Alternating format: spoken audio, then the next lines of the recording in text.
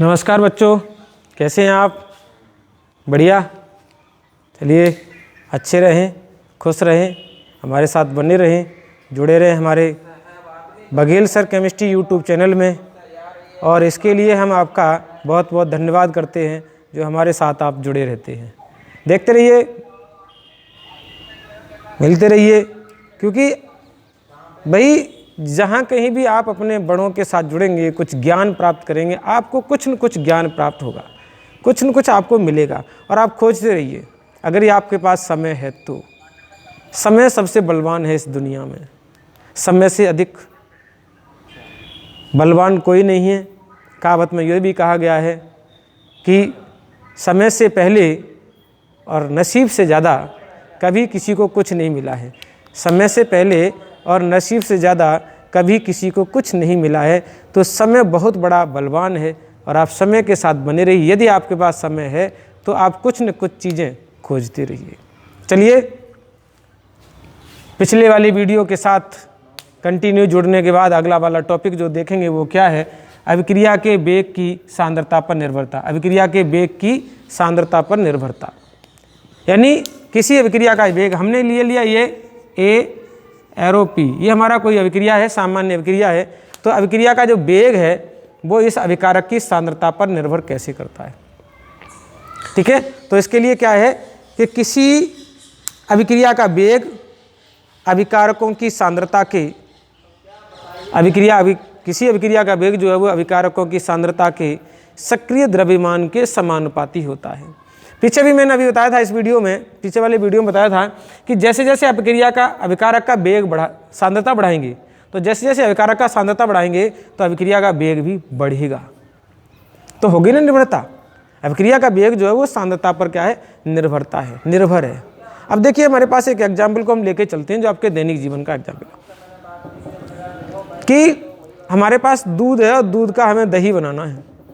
तो दूध के दही बनाने के लिए हमें छाछ की ज़रूरत पड़ती है, और छाछ की एक बूंद अगर हम उस दूध में डालेंगे तो सांद्रता कैसी है? छाछ की कम है, क्योंकि छाछ ही दूध को दही में बदलेगी।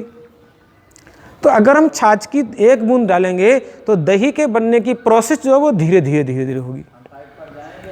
और अगर हमने उसमें छाछ की जो है एक बूंद की जगह 10 या 15 बूंदें डाल दी, एक चम्मच छाछ डाल दी, तो अभिक्रिया का वेग जो बढ़ जाएगा, क्योंकि सबसे ज़्यादा कण जो है वो बढ़ जाएंगे। कणों की संख्या बढ़ेगी तो अभिक्रिया का वेग बढ़ा, अभिक्रिया का वेग बढ़ेगा तो वो जो है दूध जो है वो छाछ में दही में कन्वर्ट हो जाएगा। तो ये समझ लीजिए, ये हमारी दैनिक जीवन की क्रिया है। और दैनिक जीवन की क्रिया से ही हम यहाँ समझेंगे कि यदि हम अभिकारक एक की सांद्रता बढ़ा दें तो हमारा अभिक्रिया का वेग बढ़ जाएगा, और अभिक्रिया का वेग बढ़ेगा तो हमें उत्पाद ज़्यादा मात्रा में प्राप्त होंगे। तो वहाँ क्या बताया गया है कि किसी दिए गए ताप पर अभिक्रिया का वेग उसके अभिकारकों की सांद्रता पर निर्भर करता है। अर्थात अभिक्रिया में अभिकारकों की सांद्रता बढ़ा देंगे तो अभिक्रिया का वेग जो है वो बढ़ जाएगा। तो हमारे पास ये कोई अभिक्रिया है, और अभिक्रिया का वेग जो है, अभिक्रिया वेग इज प्रोपोर्शनल टू, समानुपाती अभिकारक के सक्रिय द्रव्यमान की, अभिकारक की सांद्रता के समानुपाती है। ये जो स्क्वायर ब्रैकेट है, उस स्क्वायर ब्रैकेट में हम बोलते हैं सक्रिय द्रव्यमान, एक्टिव मास। और एक्टिव मास को हम कहते हैं मोल प्रति लीटर। अर्थात किसी अभिकारक के एक मोल को 1 लीटर आयतन में घोल दिया जाए तो वो क्या हो जाता है? सक्रिय द्रव्यमान बन जाता है। तो इसके समानुपाती हो जाएगा। तो समानुपाती हो जाने के बाद हमारे क्या बन गया? हमारे पास वेग व्यंजक बन गया, है ना। अब वेग बराबर क्या लिखेंगे? हम वेग बराबर करेंगे तो समानुपात का साइन हटाएंगे तो हमारे पास के आ गया इंटू ए की सांद्रता। ये हमारे पास क्या बन गया? वेग व्यंजक बन गया। छोटी सी अभिक्रिया के लिए हमारा एक वेग व्यंजक बन गया, जहाँ के क्या है? जहाँ के एक स्थिरांक है जिसे वेग स्थिरांक कहते हैं। जिसे क्या कहते हैं? जिसे हम वेग स्थिरांक कहते हैं। और ये जो वेग स्थिरांक है ये हमारा क्या है? किसी अभिक्रिया का अवकलज वेग समीकरण है। अवकलज वेग स्थिरांक है। अवकलज, ये हमारा अवकलज है। अवकलन जो है वो अवकलज वेग स्थिरांक। हमारे पास अभिक्रिया हम दूसरी ले रहे हैं।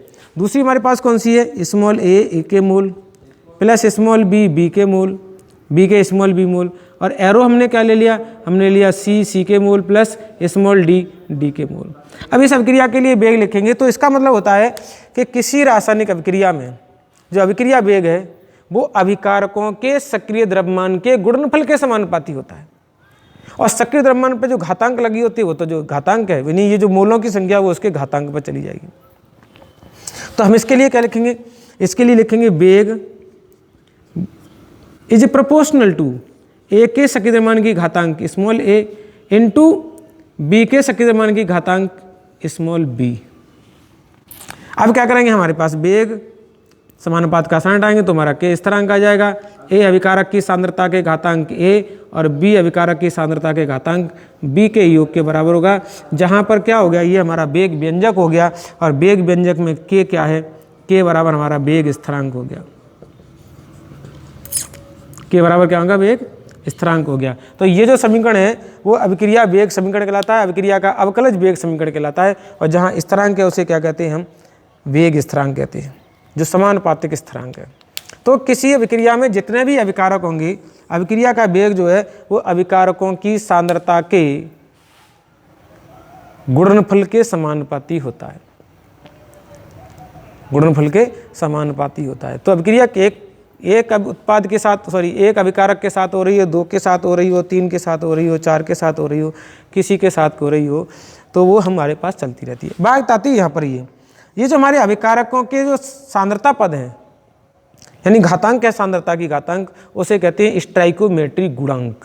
पीछे हमने बताया था ये हमारे क्या कहलाते हैं? स्टाइकोमेट्रिक गुणांक कहलाते हैं। तो स्टाइकोमेट्रिक गुणांक जो है वो हमारे पास होगा स्मॉल ए प्लस स्मॉल बी, इन दोनों का जोड़ेंगे तो इसे कहते हैं एन। एन से पता, और एन बराबर हमारे पास को होती है कोटि। एन को क्या कहते हैं? कोटि। तो किसी रासायनिक अभिक्रिया में अभिकारकों की सांद्रता के घातांकों का योग जो होता है वो अभिक्रिया की कोटि कहलाती है। अब अभिक्रिया की कोटि के ऊपर भी बात कर रहे हैं, इसी परिभाषा है क्या है आपकी? अभिक्रिया कोटि। अभिक्रिया कोटि। तो अभिक्रिया कोटि के लिए हमने अभिक्रिया ले ली ए एरो पी, हमने दूसरा भी ले लिया, ए नहीं ले तो क्या लिखेंगे? ए प्लस बी। इसका मतलब क्या होता है? इसका मतलब होता है किसी सामान्य रासायनिक अभिक्रिया में अभिक्रिया वेग को निर्धारित करने वाले या अभिक्रिया में भाग लेने वाले अभिकारक अणुओं की सांद्रताओं के घातांकों का योग किसी रासायनिक अभिक्रिया में अभिक्रिया वेग को निर्धारित करने वाले अभिकारक की सांद्रता के घातांकों का योग अभिक्रिया की कोटि कहलाती है। जरूरी नहीं है कि इनके अभिकारक जो हैं वो उसमें भाग लें ही, ले रहे हैं तो ठीक, तो उनके योग जोड़ देंगे, नहीं ले रहे हैं तो कोई बात नहीं। अर्थात वेग निर्धारक पद जो होते हैं उसे कहते हैं अभिक्रिया की कोटि। तो किसी रासायनिक अभिक्रिया में, एक बार फिर परिभाषा रिपीट कर रहा हूँ, किसी रासायनिक अभिक्रिया में अभिकारकों की सांद्रता के घातांकों का योग जो अभिक्रिया के वेग को निर्धारित करते हैं उनको क्या कहते हैं? अभिक्रिया की कोटि कहते हैं। अभिक्रिया की कोटि जो होती है उसका मान n से प्रदर्शित करते हैं। तो n बराबर क्या हो सकता है? 0, 1, 2, 3। एंड 3 के बाद आगे देखी नहीं है, 3 के बाद फिर क्या होता है? भिन्नात्मक भी होता है।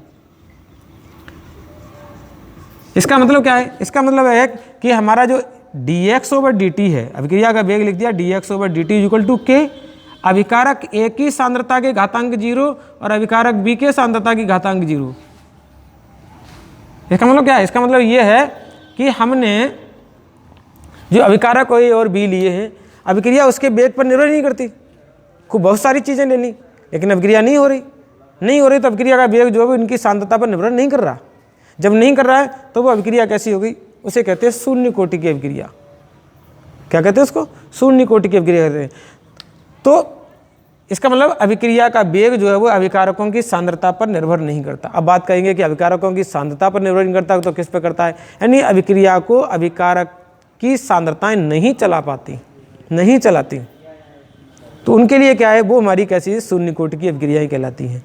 शून्य कोटि की अभिक्रिया के लिए एग्जाम्पल हमारा है N2 + thrice H2 arrow twice NH3। इसका मतलब है कि नाइट्रोजन के कितने भी सारे कण ले लिए जाएं, हाइड्रोजन के कितने भी सारे कण ले लिए जाएं, लेकिन अभिक्रिया हो ये संभव नहीं है। इसमें क्या होता है, इसमें हम क्या करेंगे, Fe उत्प्रेरक लगा देंगे और जैसे ही हम Fe उत्प्रेरक डालेंगे वैसे ही जो है अभिक्रिया प्रारंभ हो जाएगी। तो अभिक्रिया का वेग किस पर निर्भर हुआ, पहले तो हमने बहुत सारे ले रखे थे, एक टैंक में एक पात्र में हमने नाइट्रोजन भी ले रखा था, एक पात्र में हमने हाइड्रोजन भी ले रखा था, तो हाइड्रोजन और नाइट्रोजन को दोनों ले रखा था। तो अभिक्रिया का वेग जो है वो हाइड्रोजन और नाइट्रोजन के मान पर डिपेंड ही नहीं कर रहा। हमें लग रहा है कि कम है तो हमने उसमें और डाल दिया, हमें लग रहा है कम है तो हमने और डाल दिया, लेकिन डालने से थोड़ी अभिक्रिया चलेगी। अभिक्रिया को इनको चलाने के लिए हमें किसकी जरूरत पड़ती है, उत्प्रेरक की पड़ती है। तो अभिक्रिया का वेग जो है वो अभिकारकों की सांद्रता पर निर्भर नहीं करता है, तो उसे कहते हैं शून्य कोटि की अभिक्रिया। ऐसे इसमें और है H2 + I2, एरो क्या हो गया हमारा 2HI। यहाँ पर भी अभिक्रिया जो है इस पर निर्भर नहीं करती। जब इस पर अभिक्रिया वेग निर्भर नहीं करता तो अभिक्रिया की कोटि क्या होगी, शून्य होगी। ऐसे इसके भी लिखेंगे क्या हम, dx/dt = K, H2 के शक्ति सांद्रता की पावर शक्ति द्रव्यमान 0 और I2 के शक्ति द्रव्यमान की पावर क्या हो गई 0, तो दोनों की क्या हो गई 0 0 हो गई। जब दोनों की 0 0 हो गई तो ये कैसे हो गए, ये जो हमारे कहलाएंगे वो हमारे कहलाएंगे शून्य कोटि की अभिक्रिया। ठीक है, अगला हमारे पास क्या है, हम इसको हटा दे रहे हैं। अगला हमारे पास क्या है कि प्रथम कोटि की अभिक्रिया, तो हमने इसी में ले लिया। इसी में हम ले लें क्या कि अभिक्रिया का वेग जो है वो दो तरीके से काम कर रहा है। हमारे पास क्या ले लिया हमने, dx/dt = K। अभिकारक एक की सांद्रता के एक घातांक के समानुपाती और b सांद्रता के घातांक पर डिपेंड नहीं कर रही है अभिक्रिया। अभिक्रिया b के सांद्रता पर डिपेंड नहीं कर रही है, अभिक्रिया तो एक ही सांद्रता पर डिपेंड कर रही है। तो अभिक्रिया की घातांक क्या होगी, एक की घातांक हमारी 1 हो गई, अर्थात कोटि कितनी होगी, कोटि बराबर 1 हो गई। कोटि बराबर कितनी होगी, 1। ऐसे क्या होगा, सपोज मान के चलें कि अभिक्रिया का जो है वो घातांक इसका 0 है और इस पर 1 डिपेंड कर रहा है, तो अभिक्रिया की जो वेग है वो b की सांद्रता पर निर्भर कर रहा है, b के सांद्रता के एक घातांक पर निर्भर कर रहा है, एक कण के मूल पर निर्भर कर रहा है। प्रत्येक कण, हमने 20 कण ले लिए, यहाँ पर हमने कितने ले लिए, 20 कण ले लिए, तो 20 कण इसमें भाग नहीं ले रहे, भाग तो कितना ले रहा है, 1 कण। तो अभिक्रिया का वेग जो है वो 1 कण के समानुपाती हो गया। ठीक है, तो 1 कण के समानुपाती हो गया, तो इसका मतलब 1 घातांक है। अभी अभिक्रिया की कोटि कितनी है, 1 है। अभी देखिए कुछ क्या होता है कि हमारे पास जो है वो हमने क्या कर लिया, इन दोनों के आधे आधे मोल लगा दिए। 1/2 मोल इसका वियोजित हो रहा है, 1/2 मोल इसका वियोजित हो रहा है। तो हमने कहा था अभिक्रिया की कोटि क्या लगेगी, घातांकों का योग। 1/2 1/2 बराबर कैसी होगी, 1। लेकिन अभी भी अभिक्रिया कैसी हमारी यहाँ पर भिन्नात्मक है। तो भिन्नात्मक के लिए हम क्या लेंगे, हमारे पास है CHCl3 + Cl2 arrow CCl4 + HCl। अब यहाँ पर क्या दिख रहा है, यहाँ पर आपको दिख रहा है कि अभिक्रिया का वेग इस पर भी डिपेंड कर रहा है, इस पर भी डिपेंड कर रहा है, लेकिन ऐसा नहीं है। अभिक्रिया का जो मान है वो इस पर डिपेंड नहीं कर रहा है। अभिक्रिया का मान जो है वो किस पर डिपेंड कर रहा है, अभिक्रिया का जो मान है वो डिपेंड कर रहा है dx/dt = K × CHCl3 के घातांक 1 पर डिपेंड कर रहा है, और Cl2 का जो मोल है वो आधा वियोजित हो रहा है, 1/2। तो कोटि 1 इसकी होगी, आधा इसकी होगी, तो 1 + 1/2 बराबर हो गई 1 सही 1/2, अर्थात अभिक्रिया की कोटि कितनी हो गई, 1.5 हो गई। यानी इसमें इसका आधा ही मोल वियोजित हो रहा है, इसमें इसका 1 मोल वियोजित है, लेकिन इसमें इसका आधा मोल वियोजित है। तो अभिक्रिया की कोटि जो है वो भिन्नात्मक भी हो सकती है, 1 भी हो सकती है और 2 भी हो सकती है। तो ये तो हो गई कोटि के बारे में बात। अब कोटि के बारे में क्या बात होगी, आगे जो है वो हम अभिक्रिया की कोटि के बारे में बात करेंगे। ठीक है, तो अभिक्रिया के कोटि के बारे में बात कर रहे हैं, तो वो क्या है, देखिए अभिक्रियाएं जो हैं वो हमारी होती हैं, पहली अभिक्रिया लिए हमने शून्य कोटि की, शून्य कोटि की अभिक्रिया।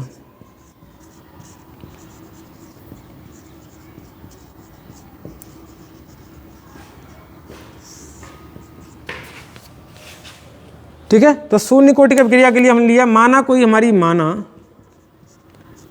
A एरो P कोई शून्य कोटि की अभिक्रिया है। अर्थात शून्य कोटि अभिक्रिया क्या होती है, पीछे बताया था अभी हमने, वे रासायनिक अभिक्रियाएं जिनमें अभिक्रिया का वेग अभिकारकों की सांद्रता पर डिपेंड नहीं कर रहा। अभिकारक चाहे कितने भी ले लें, अभिक्रिया नहीं होगी, उत्पाद नहीं बन रहे। तो शून्य कोटि की अभिक्रिया कहलाएगी। अब यहाँ पर क्या होगा, इसके लिए dx/dt is equal to k, और अभिकारक एक ही सांद्रता के घातांक कितनी होगी, 0। ठीक है, जब इसकी सांद्रता की घातांक 0 होगी तो हम क्या करेंगे, इसकी सांद्रता की घातांक 0 होने से इसका मान 1 हो गया, अर्थात किसी अभिकारक की सांद्रता की घातांक 0 हो, किसी का भी घातांक 0 हो, जरूरी नहीं सांद्रता की घातांक 0, किसी भी घटक के जो घातांक है वो 0 हो तो उसका मान जो होता है वो 1 होता है। तो dx/dt इज इक्वल टू क्या रह गया, k इंटू 1 हो गया, अर्थात k रह गया। तो अब क्या होगा, ये इधर पहुंच जाएंगे तो dx क्या हो गया, dx बराबर क्या होगा, k इंटू dt। इसका क्या कर देंगे, हम समाकलन कर देंगे। जब इसका समाकलन करेंगे, समाकलन करने पर जब समाकलन करेंगे तो हमारा क्या हो जाएगा, ये हो जाएगा x बराबर k इंटू टी प्लस सी। इसका समाकलन करेंगे तो हमारे पास ये मान बन जाएगा। ठीक है, तो हमारे पास क्या है, c एक स्थिरांक है, यहाँ c एक समाकलन स्थिरांक है, समाकलन स्थिरांक है। अगर आप मैथ के स्टूडेंट हैं तो कर लेंगे क्योंकि आपने समाकलन के सूत्र पढ़े होंगे, और अगर आप इस बायो के स्टूडेंट हैं तो आप समाकलन के सूत्र याद नहीं कर पाएंगे और समाकलन समझ नहीं पाएंगे। तो हालांकि मैं चुनौती नहीं दे रहा हूँ कि आप याद नहीं कर पाएंगे, इम्पॉसिबल शब्द जो है वो कहीं है ही नहीं, मस्तिष्क में नहीं है, बनाना ही नहीं है। सब कुछ याद कर सकते हो, सब कुछ सीख सकते हो, तो सीखो, और सीख लोगे तो बहुत बढ़िया बात है, आप यहाँ पर सीख जाओगे। लेकिन अगर आपकी कैपेसिटी और समय के अनुसार ये चीज़ आपको सर्वाइव नहीं कर रही है तो आप इसको याद कर लें। ठीक है, इसका समाकलन सीधा क्या होगा, dx का समाकलन x हो गया, k एक स्थिरांक है, और t का समाकलन t हो गया, प्लस यहाँ पर समाकलन स्थिरांक है। बात करते हैं यहाँ पर थोड़ा कि a और एरो p है, स्मॉल t बराबर 0 समय पर इसकी सांद्रता कितनी है, a, और इसकी सांद्रता कितनी है, 0 है। ठीक है, स्मॉल t समय पर क्या होगा, इसकी सांद्रता x प्राप्त होगी, तो इसकी सांद्रता रह जाएगी a माइनस एक्स। तो हमारे पास क्या है, हमारे पास x का मान 0 है, तो यहाँ x बराबर क्या होगा, प्रारंभ में, क्या लिख सकते हैं हम यहाँ पर लिखेंगे प्रारंभ में। तो x बराबर क्या होगा, 0, और x बराबर 0 था तब t बराबर क्या था, तब t बराबर 0 था। तो क्यों ना हम ये वाले मान ऊपर वाले समीकरण में रख दें, तो क्या हो जाएगा हमारा 0 बराबर k इंटू 0 प्लस c, और c बराबर क्या आ गया, 0 आ गया। c का मान उपरोक्त समीकरण में रखने पर, उपरोक्त इसको नंबर 1 मान ले रहे हैं, चलो कोई बात नहीं है, इसको उपरोक्त समीकरण 1 में रखने पर 1 में रख लिया तो क्या हो गया, 0 नहीं, x बराबर k इंटू टी, और प्लस क्या आ गया, 0। अब क्या हो तो 0 हो गया, तो हमारे पास क्या है, स्थिरांक निकालना है, तो k बराबर क्या होगा, x अपॉन। तो यही हमारा क्या है, प्रथम कोटि अभिक्रिया का समाकलित वेग समीकरण है। क्या ये, शून्य कोटि अभिक्रिया का, शून्य कोटि रिएक्शन ऐसे लिख देते हैं, रिएक्शन का समाकलित वेग समीकरण।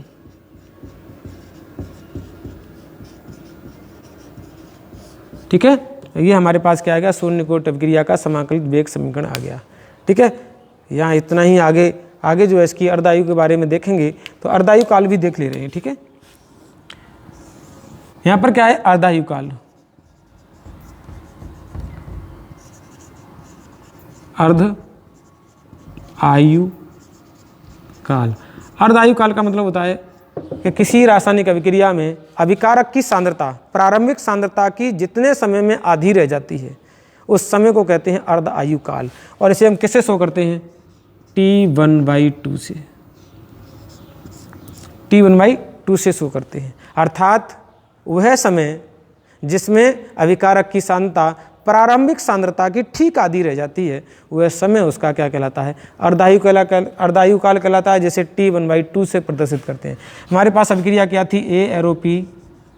अब A एरो P में ये इसकी सांद्रता कितनी थी, स्मॉल a, ठीक है, और ये इसकी सांद्रता कितनी थी, 0, और ये था t बराबर 0 समय पर। अब हम ले रहे हैं T1/2 समय पर। जब T1/2 समय पर लेंगे तो इसकी सांद्रता आधी रह जाएगी, इसका मतलब कितनी जाएगी, A/2 रह जाएगी। और जो हमारा पास x मान था क्योंकि हम यहाँ पर क्या लिखते थे x, तो x का मान क्या हो जाएगा, यहाँ भी a/2 हो जाएगा।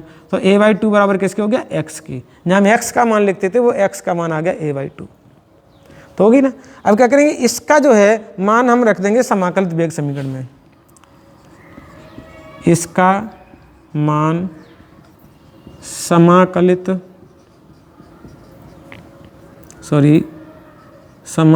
वेग समीकरण में रखने पर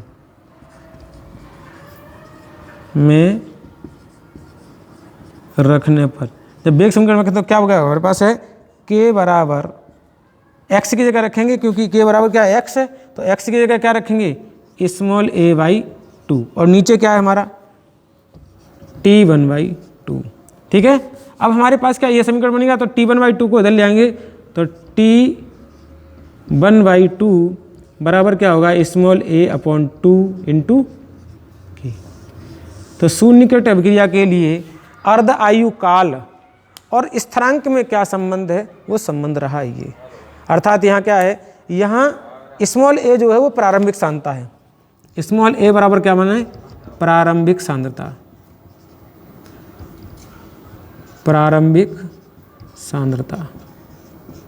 तो स्मॉल a हमारी क्या है, प्रारंभिक सांद्रता है। तो अभिक्रिया की जो अर्ध आयु है वो शून्यकोट अभिक्रिया में अभिक्रिया की जो अर्ध आयु है वो अभिकारक की प्रारंभिक सांद्रता पर निर्भर करती है। तो इस तरीके से हम क्या करेंगे, अर्धायु काल वाला समीकरण भी आपने पढ़ लिया है। इसके बाद ले चलते हैं अगले वीडियो में आपको बताएंगे प्रथम कोटि की अभिक्रिया का समाकलित वेग समीकरण, और समाकलित वेग समीकरण से हमारे पास यहाँ आगे चलेगा। ठीक है, लेते हैं आपसे विदा, होते हैं जुदा। बने रहें हमारे साथ, देखते रहें हमारा channel Vaghel sir chemistry YouTube channel, जिसमें आपको केमिस्ट्री से संबंधित समस्याएं सुलझाई जाएंगी।